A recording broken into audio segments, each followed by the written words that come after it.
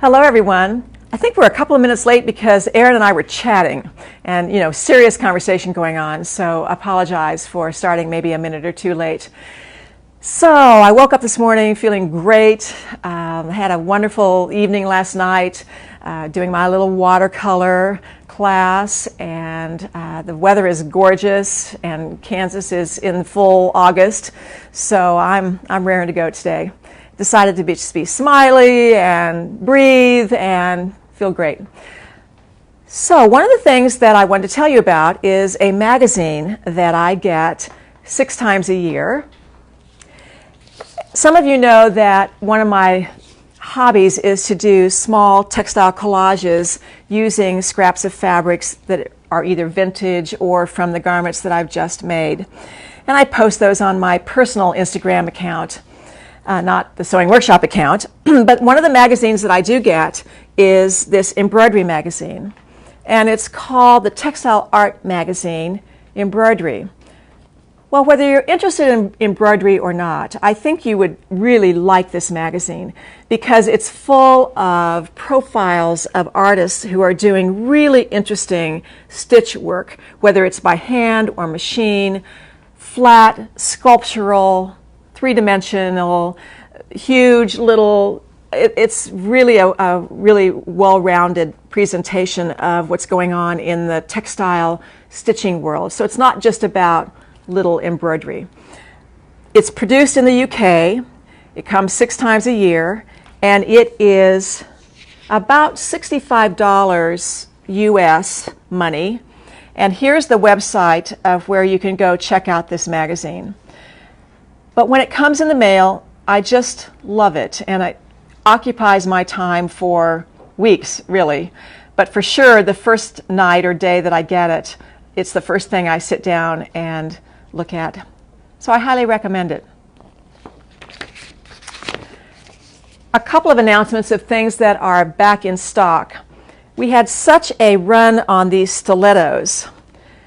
Some of you may remember that I was talking about gathering, how I use it to gather.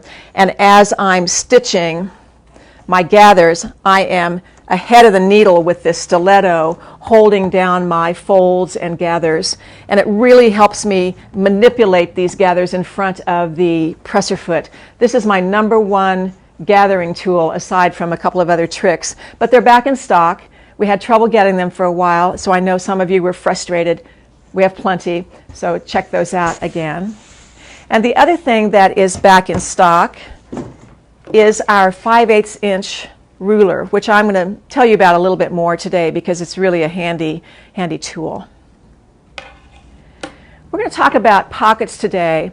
One of the most common questions that I get is, how do you add a pocket when there is no pocket pattern in the pattern? So the first place I always go to check things out is my good old resource called the Vogue Sewing Book.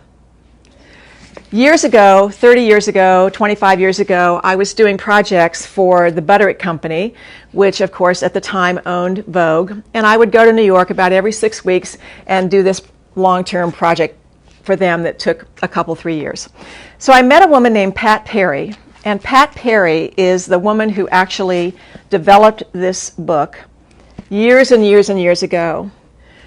When you go to any site where you buy your books, you'll see that this book has a lot of different covers, a lot of different editions. It's been in print since, I think, the 40s or the 50s, and it has current editions as well. I don't think it matters which one you buy. I don't think it matters whether you spend $2 for a used one, you can tell mine's quite beat up, or $50 for a new one, which is what I think they cost. It is a super valuable tool for me. I immediately went to the page on inseam pockets, and that was the beginning of my thinking process of how to develop the pocket and the topic for today. So this is one of my Bibles, and I recommend that you get a copy if you don't already have one, or dig it out of your basement. It's funny, I was actually going through my book library recently, weeding out a little bit, and trying to figure out what to do with all of my books. Not everybody loves books. I still love books.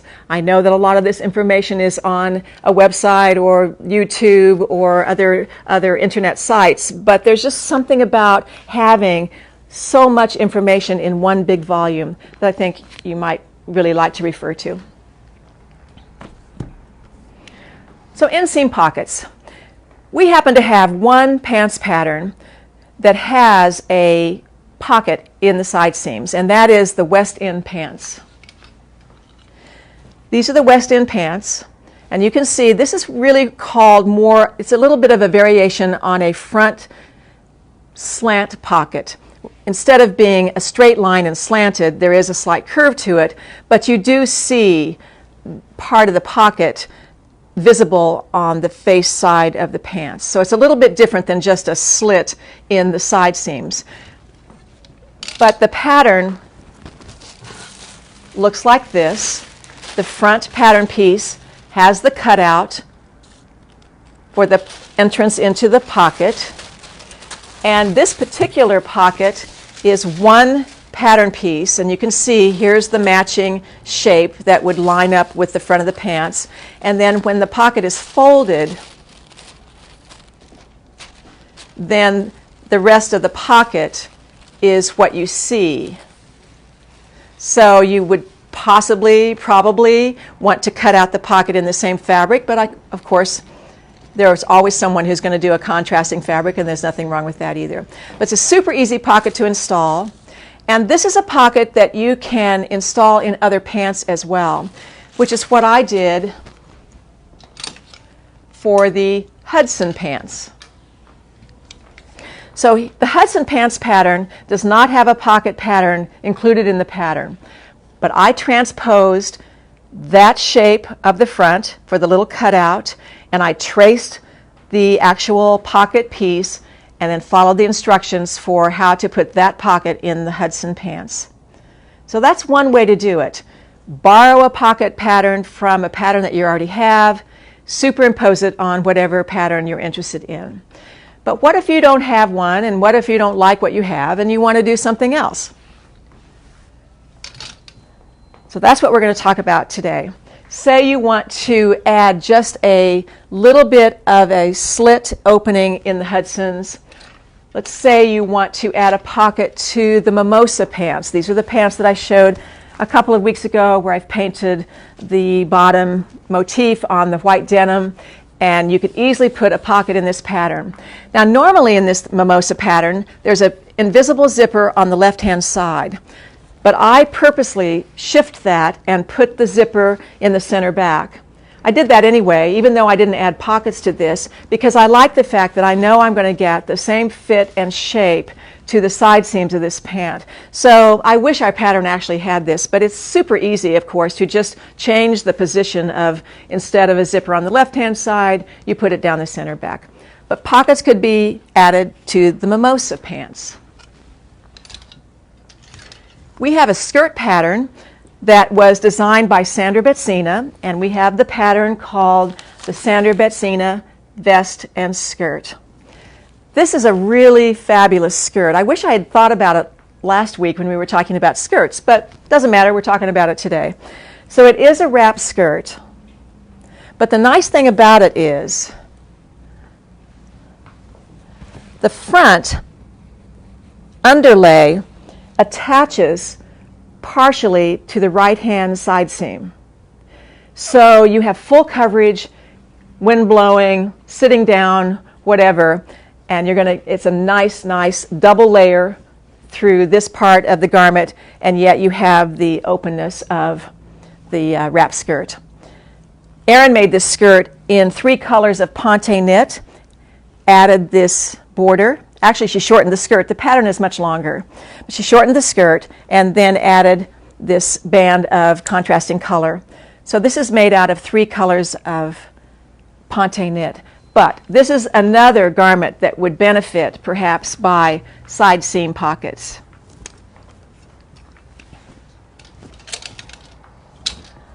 So I'm going to show you about some pockets in the Picasso pants.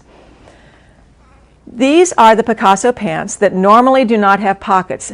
There's no side seam. There's a side panel, so it has a seam slightly off center and not on the side. So there's a front seam and a back seam. And I want to add a pocket. People ask me this all the time. Can you add a pocket to the Picasso pants? And by the way, the Picasso pattern is our #1 selling pattern now. It's very trendy, very in style, has these great shapes at the bottom, wedges, I guess they're called. And so it's the profile of what's happening in really fun pants. Great pants to wear in any kind of fabric, from dressy to stay-at-home kind of fabric.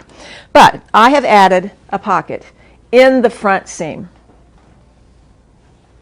So I'm going to show you how to do that. So one of the things that we've developed is a pocket template. This is the shape. And here are some instructions.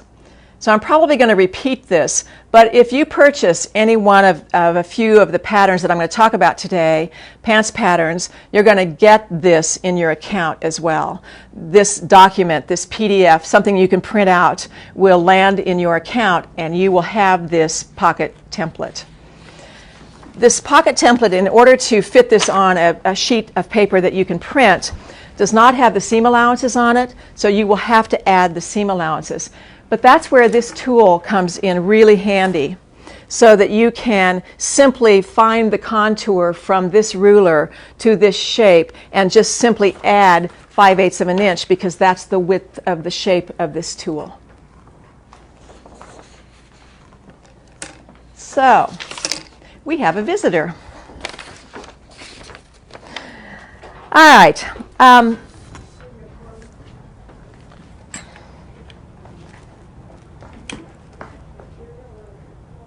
right. So once you've cut out your pocket pieces, and I'm doing it in contrasting fabric, so hopefully you can see it, and hopefully you can see the black thread that I've stitched this. So I'm going to sew this first, right sides together, with a 1/4 inch seam, just a 1/4 inch. One of the things that has to happen with this particular installation is the seam allowance has to go a particular direction, and it has to go towards the front. Normally on the Picasso pants, the seam allowance is pressed towards the side, but now we're going to be pressing it to the front. And it's going to be a lot easier if you finish the edges of the pocket and finish the edge of the pants with some sort of a finishing. And I use a 3-thread serge stitch formation. And of course I'm using my Isacord thread, which I've talked about in many of the Facebook Lives, because it's the flattest and sheerest and most beautiful thread you can use. And it doesn't leave a big lump, because you're going to have a couple of layers of serging here. So 1/4 inch seam, and then this pocket is going to be pressed away and the seam allowance towards the pocket. All right, so then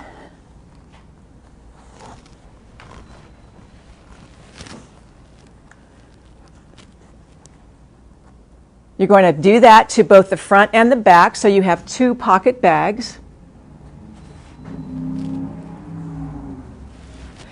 And now you're going to measure over from this edge 5/8 of an inch, and you're going to stitch down for 1 inch and 5/8. So that accommodates the 5/8 inch seam allowance, and then closes up the top opening of the pocket for about 1 inch.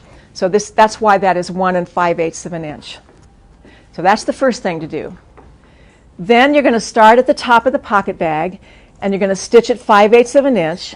You're going to come around the pocket, and you're just going to come up straight, landing at the 5/8 inch seam allowance of the side seam, where you can pivot and carry on down and finish the side seam. So first step, second step with the pivot. So then when you press this pocket open,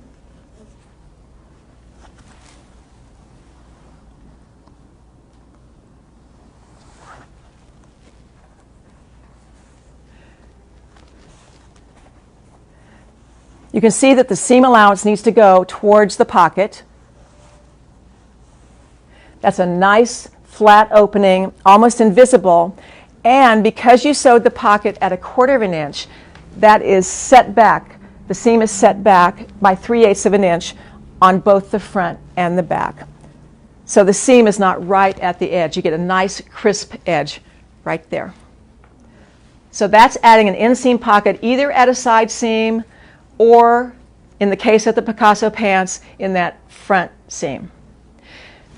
Now, if you are adding this to a pattern that has a curve, our template, of course, has a straight edge. And that worked great on the Picasso pants, but you might be adding that to a garment that has a curve to it at the side seam.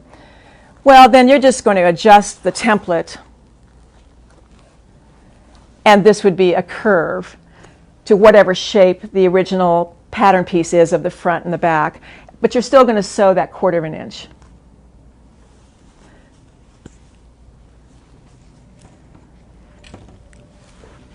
So now, but what if you have a pair of pants like the Hudson pants, which are these green ones, and this is a cut-on waistband. This doesn't have a 5/8 inch seam allowance with an added waistband. It's all the same cut. The casing's included when you cut the front and the back of the pants. How do you know where to put the pocket? How do you know where you are? Because you've got all this tissue up above. So in our patterns, and I think most patterns, there's a fold line indicated, but the fold line is only indicated for the smallest size, the extra small. So I've drawn here, traced an extra small and a small, just to indicate to you that there are multiple sizes. So the black line is the original fold line for the casing for the extra small. And the cut line is 1 5/8 inch above that. So you would measure that. And then you would know that you need to be 1 5/8 of an inch below whatever size you're making, and that is your new fold line. So then you have to know what size of elastic you're going to use. And we recommend 1 inch wide elastic for the Hudson pants. We use that for almost all of our pants patterns, actually. So from this new fold line, I'm going to measure down 1 inch and 1/8. That's 1 inch for elastic and 1/8 of an inch for a little wiggle room so that the elastic has some space, some take-up space inside that casing. So here's my fold line, the red line, another green line here, which is 1 1/8 inch down. So that is actually the bottom of the elastic when it's all sewn, and it's actually my waist line. I always check that to make sure if I fold the casing on the fold line, I know I'm going to have inch elastic in here with 1/8 of an inch space and a little bit extra hanging below the actual waistline. So now I know where to place my pocket because I want the top of the seam allowance of the pocket to be on the waistline. Because I want 5/8 of an inch of the pocket to be inside the casing. So there you go. That's how you determine that. Now, it also gives you the ability to actually measure the stride on your pants so you know where your finished waist is. And that's when I use my curve runner. I put it on the 0. I'm marking my 5/8 of an inch line on my size small here. I've indicated that with the green line. So I'm starting in the crotch and I'm going to measure starting on the 0 and follow that line up to the dot of the waistline, which in this case is 10 1/2 inches.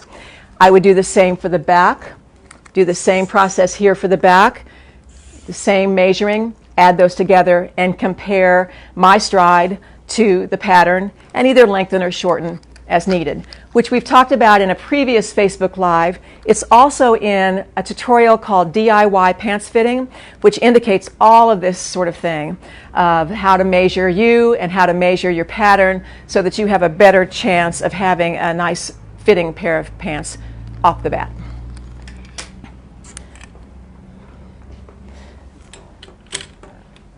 All right. So what do you wear with these pants?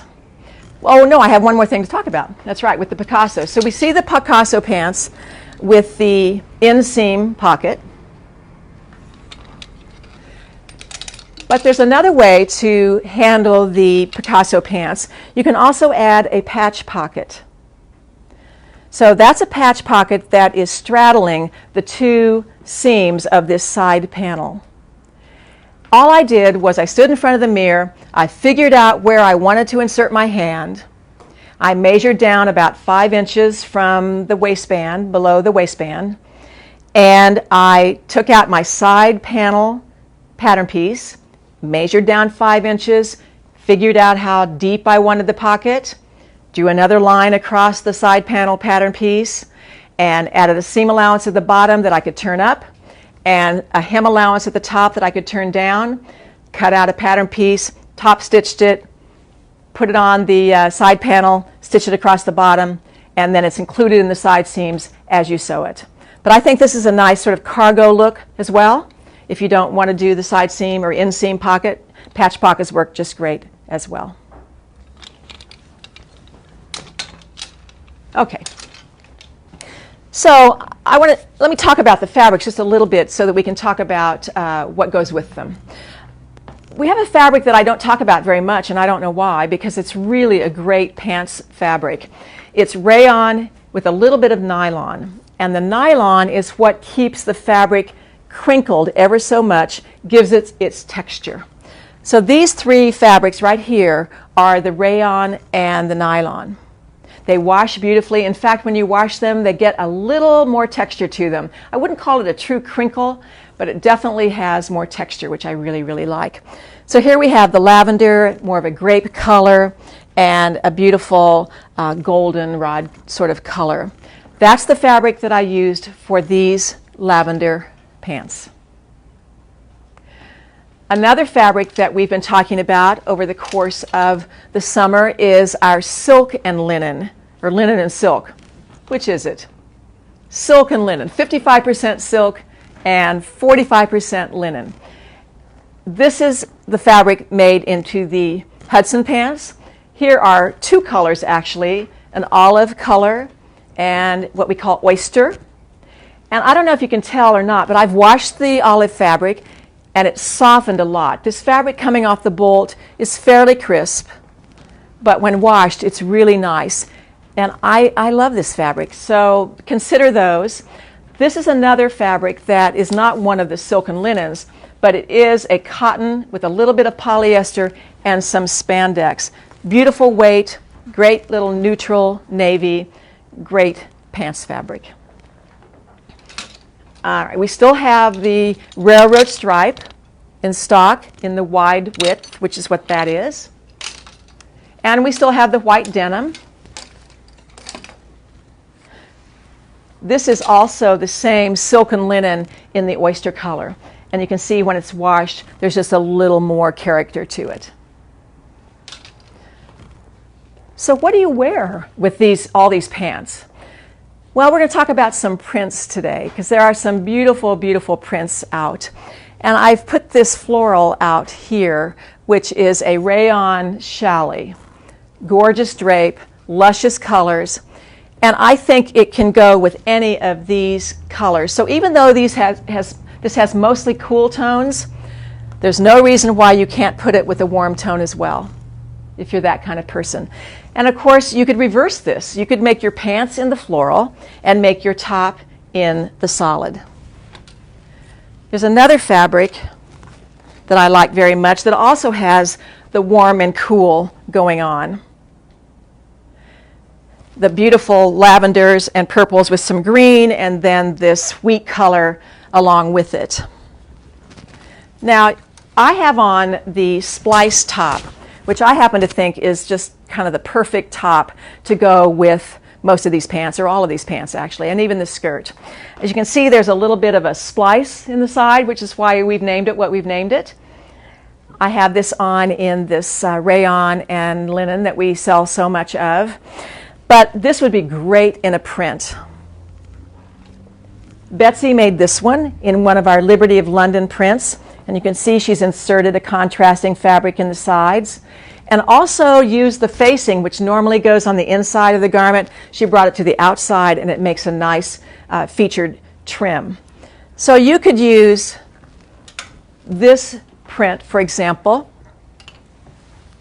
but even if this is a color that you just can't stand, well, I think that as splices with this fabric and even with this lavender, that's the color scheme that we've been seeing for many months now, actually. This whole lavender, grape, gold, it's beautiful. This is a cotton sateen, and would just make just a little bit of trim, piping, edging, cuffs. Just buy a little of it. Insert it with your lavenders. Then over here, this is a silk and lycra. Now, you don't see that very often, but it has a little bit of stretch to it. I don't know. I just love these prints that have this etched flavor to it. It looks hand-drawn. Maybe it's because I'm into watercolor all of a sudden. This reminds me of watercolors and nature and fine tooling with a little bit of magic marker all over it. But anyway, it's a gorgeous print. And I can see that with, again, something in the warm tones of the olive, but it looks great with the navy, but I like it with this neutral as well.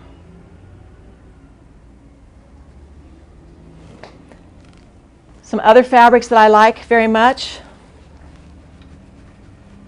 I like this paisley. That is beautiful with this oyster color.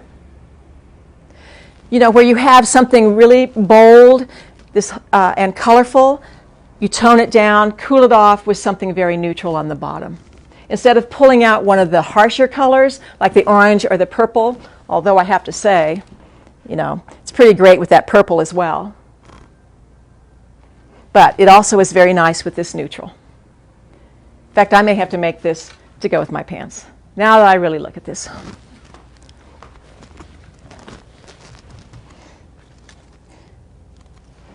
I also like this limestone sort of color in the rayon and linen. Very neutral. Beautiful drape.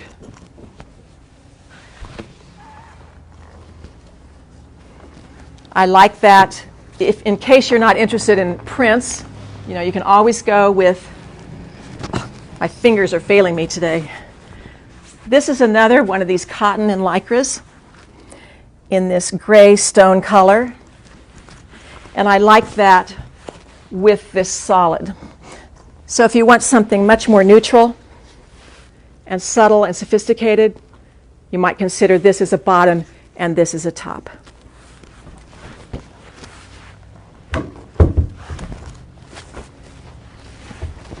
This is another print. I've shown this print before, and I'm crazy about this print.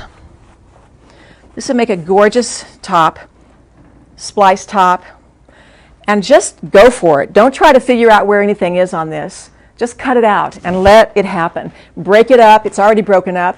Break it up some more. And put that with this beautiful blue, which is the rayon and lycra.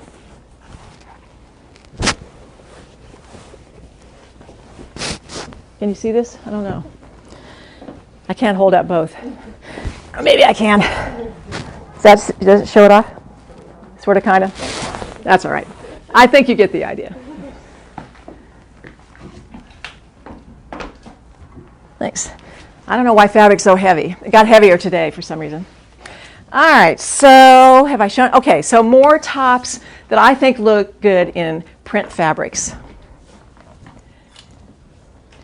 We don't talk about the Luna top very often, but it's a really interesting garment because it has this front drape So you want a fabric that's very drapey, like a rayon challis, rayon crepe. But it also has this sort of built-in dicky, I'll call it. We've used a contrast for the turn-up cuffs and the dicky. Nice summer shirt, looks great on everybody. It's called the Luna. This is our Zona jacket. I think of it more as a shirt. This happens to be in a silk charmeuse, and it has these interesting seams that are what I call torqued or twisted. So the left seam comes forward, the right seam goes backward, and then you can do some contrasting fabric on the facing that turns back and becomes the collar, add it to the cuff. That's the Zona. This is the Liberty shirt, which is just totally gorgeous in a combination of pieced silks. So if you have a lot of scraps, if you collect kimono fabrics or vintage fabrics in any way, this is a great shirt. Kathy Davis made this, and I'm fairly certain that she didn't plan it out too well. She just made the fabric, made some sections of fabric, and then cut out the pieces. So knowing what I know about Kathy, although I have to ask her next time I see her, I doubt if she had a drawing where she drew these lines and was all that careful about it. I'm sure she was shifting her pattern pieces on some already pre-made fabric.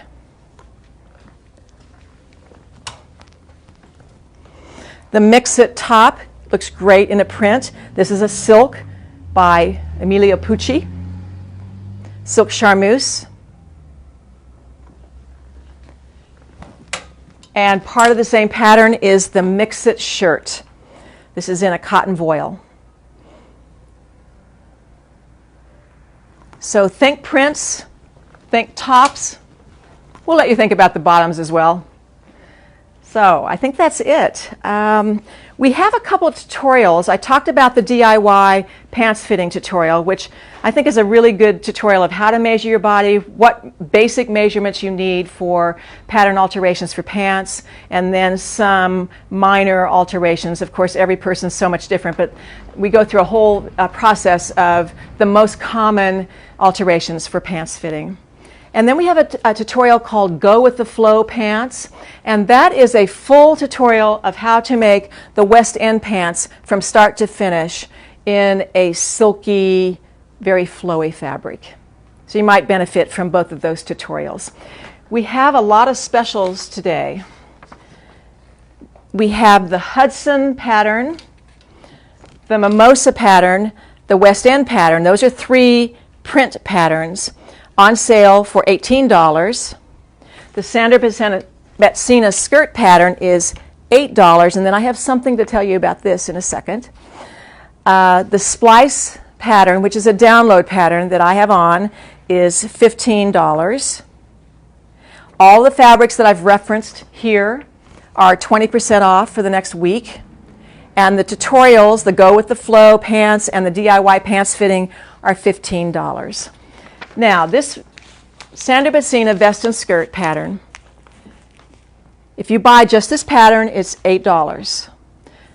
But if you spend over $100 or more in the next week on any order for any product, we will send this pattern for free. I don't say that very often. For free. I'll repeat it. $100 or over, you get the pattern for free. And if you order any of the pants patterns, the Hudson, Mimosa, West End, or the Sandra Betsina skirt, is that right? Is it in the skirt one too? Yes. Yes. You get this free pocket template and instructions on how to install it. Okay. Okay. In reference to sale, if we have bought these patterns before, do we get I knew this question was going to come up, and the answer is I don't know how to do that. repeat them? Yeah, the question is, if we've bought those patterns before, how do we send the free template? We don't have a way to do that because it's attached to the product on the website, that if you buy those now, that is part of it. We might have to work something out, but for now, no. Okay. And we have a question. About, do you ever interface any part of your pockets? Do I ever interface any part of my pocket? I don't, but I did notice that in the Vogue sewing book, one of the things that they do interface, and it's not a bad idea, is just a little strip of interfacing at the opening of the pocket on the garment side, not the pocket itself, but the garment side. Do you wash the silk and spandex? Do I wash the silk and, yes, I would wash this fabric. Now, this washing thing is a very, very common question for us. And the real answer is, I would take, as someone already has here, a square of fabric, a 4-inch square of fabric. I would throw it in my washing machine and see what happens. If I like the results, I'm good to go. There are certain fabrics, particularly ones that have a lot of red, saturations of really rich colors like oranges and reds and blacks. Maybe they run, you don't know that. I'm sure you can imagine that we don't wash every fabric that comes into our inventory, so we can say this should wash just fine, and I think it will, but you would need to test it first. Do you press the rayon nylon? Do I press the rayon nylon? Absolutely. It presses just fine. It doesn't press the texture out. That's what the nylon is for. That nylon is holding that texture, and it stays there. Okay. And do any of these pants fabrics require lining? Do any of the pants fabrics require lining? None of these pants fabrics require lining. You can line these fabrics if you choose to. You would use something like rayon Bemberg lining, which we now have on our website in, 20 colors or something like that, which is the classic lining fabric. I might think about using silk georgette or silk chiffon as a lining, something very sheer, non-bulky. I think that's a comfort thing for you and a personal choice. None of these pants have been lined in these fabrics that I have shown you today. Which pant pattern which is best for the silk and lycra? Which pants fabric is best for the silk, for this silk and lycra? Right.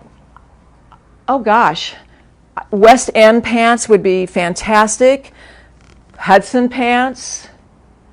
If I were making mimosas out of this, I probably would line this because there's a certain sleekness to that pattern, that it's more fitted, and you'd want maybe that extra layer just to smooth things out. You could make Picassos out of this. I think it's pretty wide open. How much fabric should we buy for the contrasting splice? How much fabric should you buy for the contrasting splice? The splice is, I don't have a tape measure, but I'm going to say 5/8 of a yard for sure if you're going to cut it on the lengthwise grain. If you think it's a fabric you can cut on the crosswise grain, you can probably get by with 1/3 of a yard. So on our website, we only start with a yard. So. Oh, yes, right. If you're ordering fabric, it's a yard minimum. That's right. Yeah. So you can call this. Okay. Yeah. Let's see.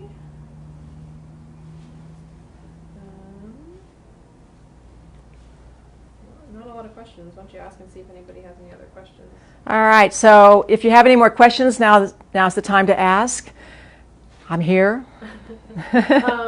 Betsy did recommend we could do the pocket template on the blog if that's an option.